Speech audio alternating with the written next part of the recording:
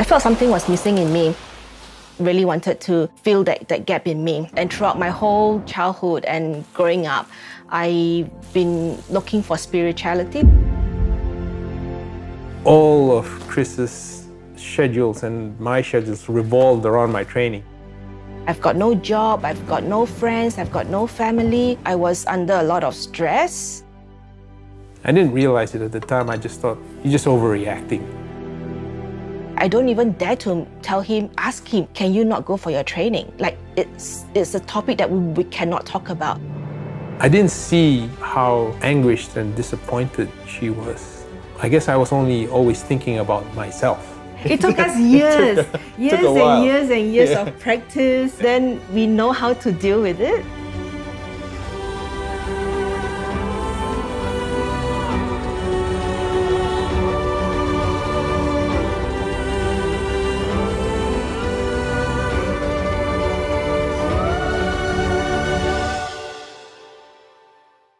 Yeah, I was born in the Philippines and I grew up.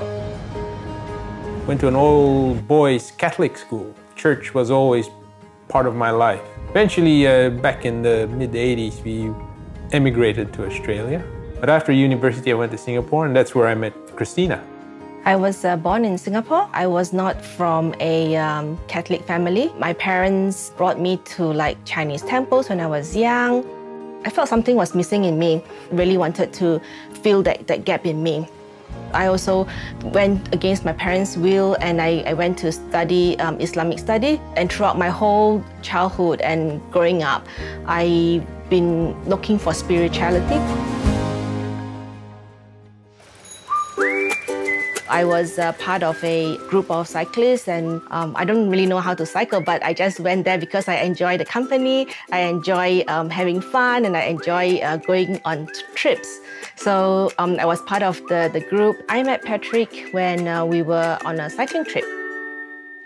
So we went on a couple of dates and the dates really interesting and entertaining. Like we would just talk non-stop. We had so much to share. He was really easy to talk to. He's just like, he has a whole wealth of knowledge. But the thing I liked about her was very easygoing nature. A lot of fun to be with, enjoyed a lot of laughs. She was very thoughtful, a real gift. It was just amazing. He's very fun to be with. Like he has a passion for life. And he was really easygoing, so nothing was too difficult. He was just really nice to everyone. He proposed, we got engaged, and then a year later we got married.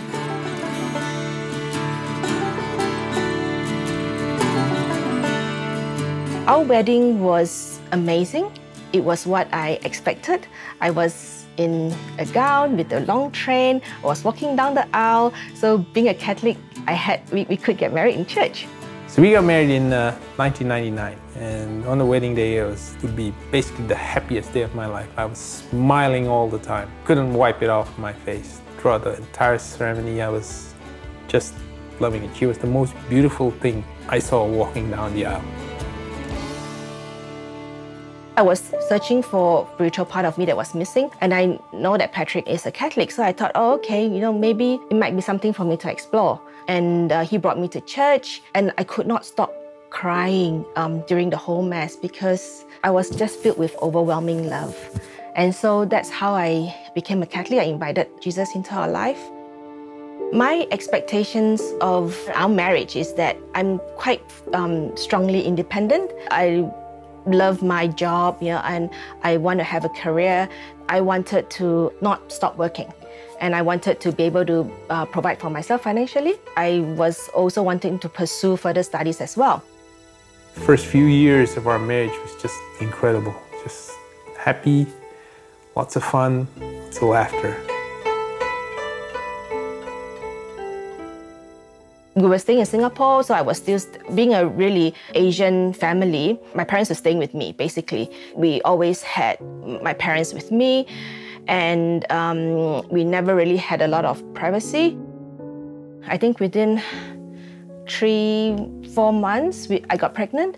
And then I was actually studying at that point in time, studying my master's degree. The stress of having a child, being pregnant and managing full-time work was too much for me to handle. And so I had to give up my studies and then focus on my pregnancy.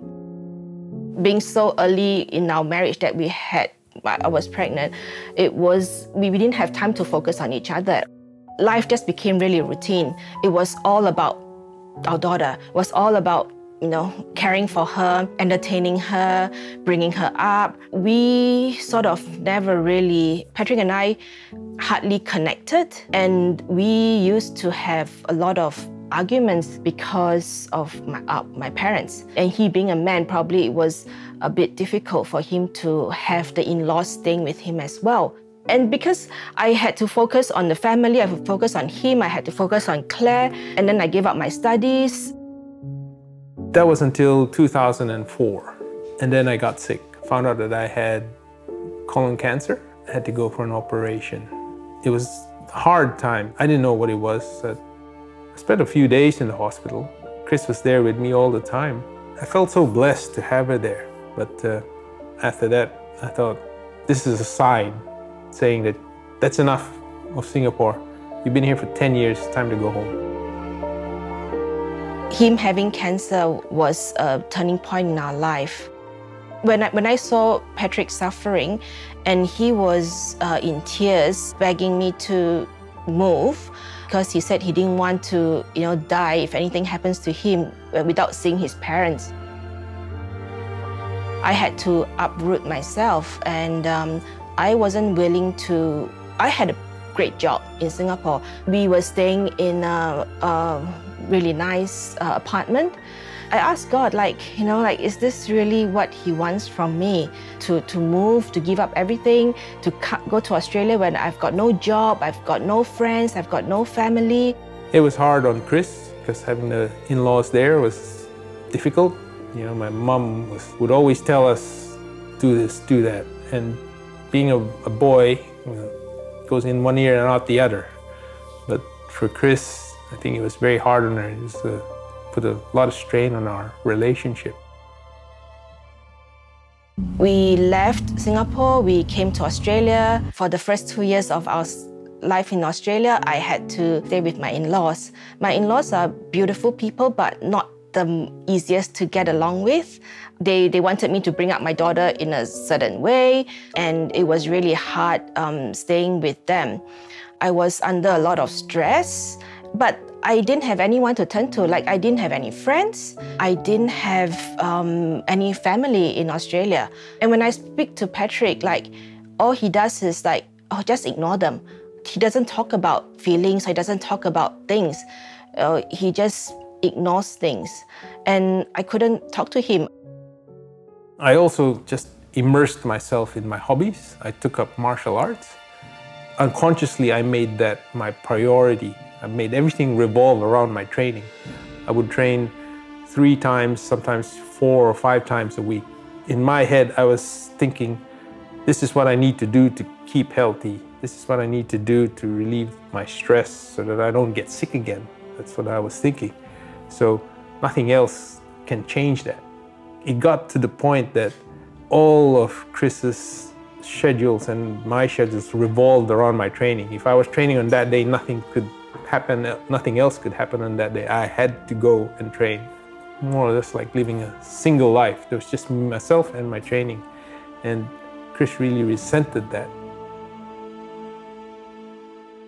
I was actually quite disillusioned because it wasn't the same person whom I know. Back in those days when we were dating and we could just talk for hours and hours and we could share anything. Now that he's married and a dad and my husband, he just doesn't want to talk anymore. Whenever I ask him, is something wrong or anything, he would just keep quiet and said nothing is wrong. I didn't realize it at the time. I just thought, well, you're just overreacting. I'm doing this so that I can stay healthy and I can be with you, so there's nothing wrong with it. It's good for me. Basically, my hobbies took over all of my free time, and I didn't have any time for Chris and the family. We were staying in the same house, but separated. His martial arts training is the most important thing in his life. More important than me, more important than my daughter, more important than the family.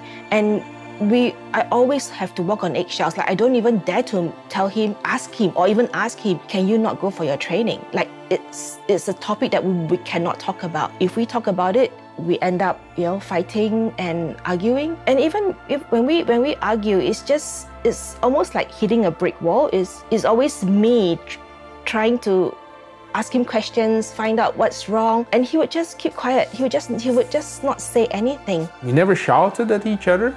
And when we do argue, we always just try to talk it out. When that would happen, I would like switch off and say, okay, yeah.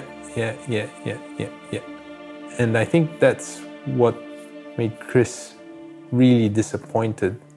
I felt there were so many times in our marriage that I feel like actually packing up and leaving. And he then realized that how distressed and depressed I was at that point in time. I didn't see Chris and how anguished and disappointed she was. I guess I was always thinking about myself and not really considering her feelings. Being me, I don't really notice this kind of things. I just think yep, that's it. That's all it is. I'm providing for the family. We got food on the table. We got a roof over our heads. That was it. That was normal. I thought that's all I needed to do.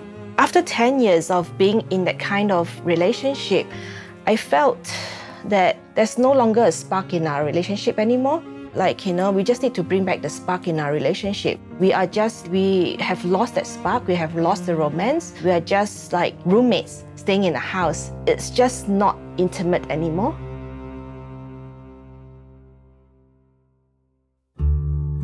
When I suggested that we should go for a weekend, a retreat, I was actually quite happy that Patrick said yes. I didn't know what the program is, what the weekend would be like. I didn't know we would be experiencing at the weekend. I'm so glad we went because it was really a life-changing experience for us. We had a breakthrough. We were just so blown away by the techniques that we learned on the weekend. I discovered myself. I discovered who I am. I learned to build the trust back again in Patrick. I felt treasured, I felt loved. It was just really beautiful. The fire was really burning within us after the weekend. Before the weekend, when we argued, she would be asking me question after question after question. And I found out that my personality is someone who likes to take things slowly and digest it and think about it before I actually give out an answer. So when she was asking me all these questions, I was digesting it, and because of that, I wasn't replying, and so it made her think that I didn't care. I just clammed up. But during the weekend, we found out that you can write down your thoughts, you write down your feelings, describe them, and that really helped me later on to open up to her. The process of writing everything down slowed down the argument and allowed me to express my feelings to Chris without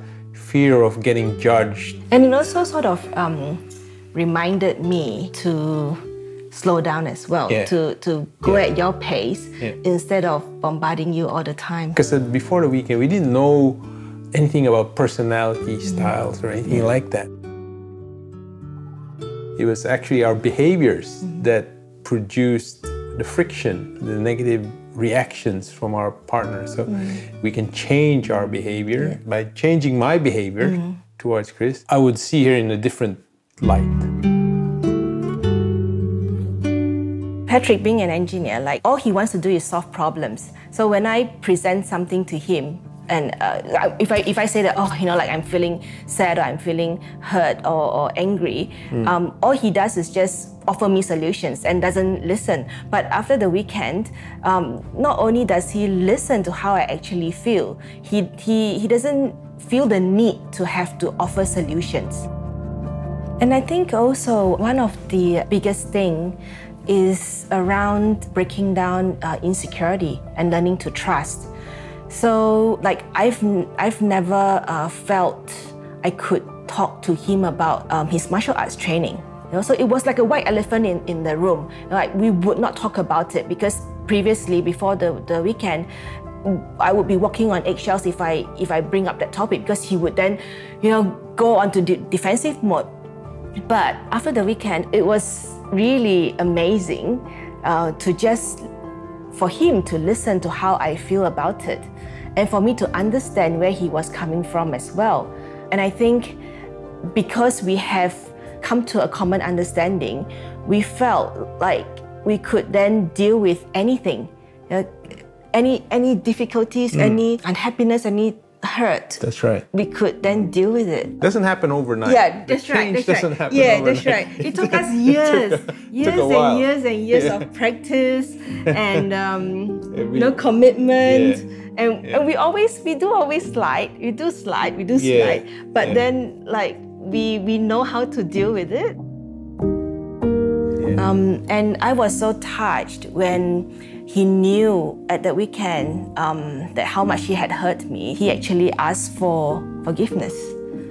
Yeah, it's different from just saying sorry. Asking for forgiveness gives the other person the power to say yes or no, to forgive you or not. Asking Christina, can you forgive me, gives her that choice to say yes or no. What we also learned was that God is there with us. During the weekend, he was always there. We prayed together, and that's something we never used to do. Couple prayer was something that we discovered as well. Praying together as a couple made us closer to each other, allowed us to communicate together with God rather than just individually praying.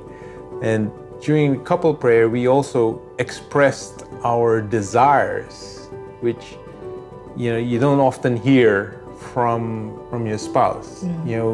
We ask God what we're thankful for. We ask God what we need. Hearing what Krista's needs are and what her desires are really softens my heart. It shows that she's willing to be vulnerable and to open herself up. Having God in our life, we become really more conscious, and I think that's really what is so critical in our relationship, having God as the center of our life. That's right. And it was so comforting that if I encounter any problems and I relate it to Patrick, that there's somebody praying for me, and I'm not just by myself alone, and we as a couple pray together and journey through the difficulty together. I think that was really powerful. I can actually feel that God was really amongst us and working all these wonders amongst us.